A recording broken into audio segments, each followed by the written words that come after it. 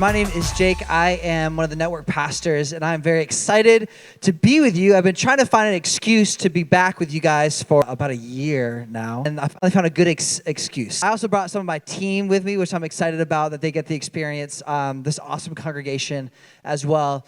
One thing that you should know about me before or as we get started is this.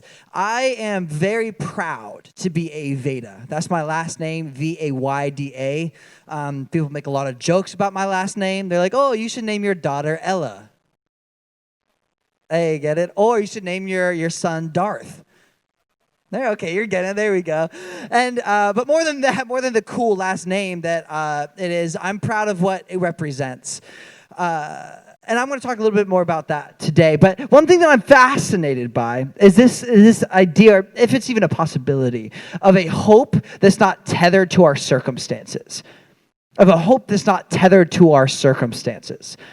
But if we're going to be honest, that's pretty hard to even conceptualize. Because life can bring us some pretty hard things. For our Vayda family, it brought us some, maybe the hardest thing we've ever gone through a year and a half ago. And this is my story. About a year and a half ago, my dad and mom flew from Ohio and where they live to go to come visit me. And of course, they call it, mentorship, like they're being great parents. In reality, I think they were just trying to get away from the crappy weather in Ohio. But, who cares? So they're down and we're hanging out. And after a service that I speak at down in Chula Vista, we go to Pizzo's, which is a pizza joint in Chula Vista. And as we're sitting there, we're eating our pizza, we're having a good time, but I noticed that my dad's not eating. And I look over him, what's up? And he's like, I have a couple cold sores in my mouth. So we move on, not a big deal. And he flies back to Ohio, but then 2 days after he's back in Ohio, I get notified that my dad was rushed to the hospital because he couldn't breathe. And of course, I'm a little shaken up, and apparently the cold sores got down to his throat and inflamed to the point where he couldn't even breathe anymore. So they got to him in time in the ER. But that began one of the hardest journeys of my own life, and especially the Vayda family's life. It was actually a journey of 100 days. And during that 100-day journey, my dad spent 40 days in the hospital. He went to 5 different hospitals, and they couldn't figure out what was wrong with him. They thought it was cancer. So I ended up flying back and seeing my dad because we didn't know what was going to happen. And since they didn't know what the disease was, we only could assume the worst because that's what fear does. So I flew back, and I'm never going to forget the day that I opened the doors and I saw my father sitting there. And this man who was so full of life, who was a pastor in his own right, 6 feet tall, he was reduced down to 132 pounds. He lost 40 pounds within a matter of 60 days. And not only that, but he had to be fed through a feeding tube because of his throat, where he hasn't had real food for 70 days at that point. His legs looked like twigs, and he couldn't really lift his arms. And a person who prided himself in being able to be a communicator couldn't even speak. He had to speak in a whisper. But he got all of us kids around 2 days into the trip, and we all sat down in chairs. And my dad said, they figured out what's wrong with me. I have a disease called pemphigus vulgaris. It's a skin disease. It's never going to go away. And the skin disease will ultimately most likely kill me. What's going to happen is my throat will start getting more and more inflamed and where I can't breathe at some point. And if that doesn't take me, it might be the flaring of my skin on all parts of my body. Pretty graphic scene for a young guy to think of his father like that. Once I left, because of course I work full-time as a pastor, it was so hard leaving because I didn't know what to do. Should I hug him and cry because this could be the last time I saw him? Or should I leave and pretend everything's okay? And when I got home, I decided to call my mom 2 weeks after. And I'll also never forget this phone call because I asked her a 5-word question. It was just a 5-word question. I said, Mom, how are you holding up? And there was a pause. And then the pause was longer and longer. And then I hear her gasp for breath. And I've never heard my mom cry like that before. And I don't know what it looks like to be married for 31 years. I don't know what it means to be married to a man who you adopted 2 kids from Kazakhstan, which is right below Russia. I don't know what it means to raise 3 biological kids of your own, or to travel the world, or to start a nonprofit and where you help thousands of people in India, which they did.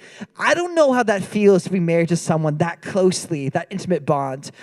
But my mom was in such deep anguish, and yes, I'm a pastor, but I had no idea what to say.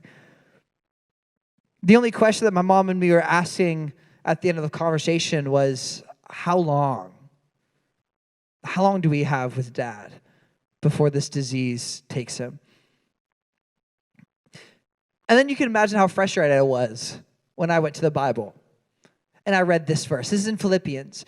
And this is an author, Paul. And Paul is this apostle who is kind of like a rock star in the Christian faith, who travels from city to city to speak about the gospel. But this guy was shipwrecked. He was bruised, beaten, bloody, and ultimately was crucified. He knows pain and fear. And he says this about pain and fear. And I want to read it to you. He says, don't worry about anything. Instead, pray about everything. Tell God what you need and thank Him for all He has done. And then you will experience God's peace. It exceeds anything we can even understand. And His peace will guard your hearts and minds as you live in Christ Jesus. And me wrestling with this, I'm grateful I have scripture, but not when I read this. I was frustrated because it didn't make sense. It didn't match my journey of having this peace that surpasses all understandings. So I called my dad. Because if I didn't feel that peace, there's no way he could. And I called him and I asked him what his deepest fears were as he was going through this pemphigus vulgaris skin disease that would most likely take his life. And I asked him the questions of, what are your deepest fears? And he says, Jake, there's 3 things that happen when I wake up at 3:30 a.m. in the morning on a regular basis in the middle of the night. There's 3 big fears. The first thing is, what happens on the other side of death? I'm so glad I believe in a God, but that fear still exists. And secondly, what happens when I'm not there to walk my 5 kids down the aisle? And what happens when I'm not there when you have your first son or your first daughter in the hospital and I can't hold them? And you want to tell them about your own father, but I'm not there. And thirdly, my biggest fear is this. What happens to the woman lying next to me in bed after 31 years of marriage? What happens to Heidi, my wife? And as he was going through these fears, obviously, again, I have no idea what to say. But I'm sure for you, there's some fears, and it might not be death itself, like my father at the time, but it might be that impending divorce that you don't really want to talk about because no one really knows. Or it might be the financial instability that you're going through as your nuclear family. Or it might be the fact that you have no idea if you're going to pass that finals that start next week. But we all have these fears. But my dad said, Jake, but there's one thing that is actually, it kind of helps me have a little bit of peace. My dad's a huge U2 fan. He loves U2. He's been a fan for 40 years, ever since they began as a band. And one song that they actually recently came out with, which is still surprising, they're still coming out with music. But the song is this. It's your love is bigger than anything in its way. Love is bigger than anything in its way. But there's a specific lyrics that really spoke to my dad. And I was driving to Coronado at the time, and I'm dramatic. If people know me, I'm pretty dramatic. So I get in the ocean, I have my headphones in, I listen to this song, and as soon as the lyrics came, I knew exactly what my dad was talking about. But there is a line in that song that says, the door is wide open. For my dad, that was death. For you, it might be that divorce or that financial instability. The door is wide open, but you have created the path. And for some reason, that really spoke out to my dad, that in the midst, like Mark was talking about, of those fears and that trepidation and that anxiety and that stress, thank God I have this foundation. There's times during that season where I was sleeping with my Bible because it just provided that much comfort. Even though I hated it sometimes, and other days I loved it. But that messy relationship that we have with God and with our Bible and with our journals are the foundational things that got me through those hard times. And my dad said the same thing. But going forward, I look back a year later at what Paul said. And what I think Paul meant was this.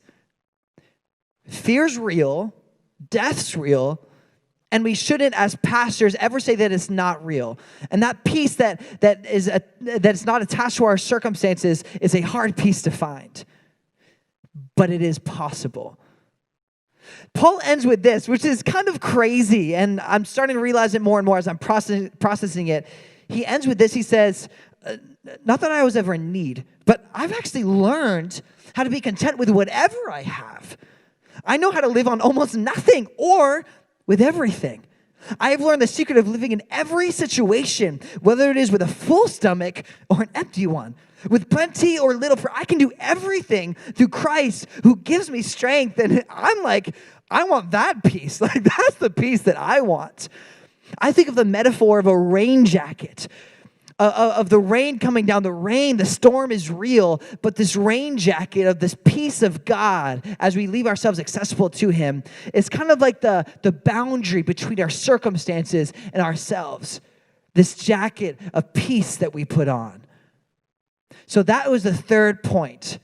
What if you could find a peace that is not tethered to your circumstance? I'm going to end with that was the second point. I'm going to end with our third point. And then I'm going to invite Mark to come up to talk further. But the third point is this. We learn that Jesus gives us authentic peace with others. We learn that Jesus gives us authentic peace with other people. I have to be honest with you guys, though. As a pastor, I can still get really annoyed with people.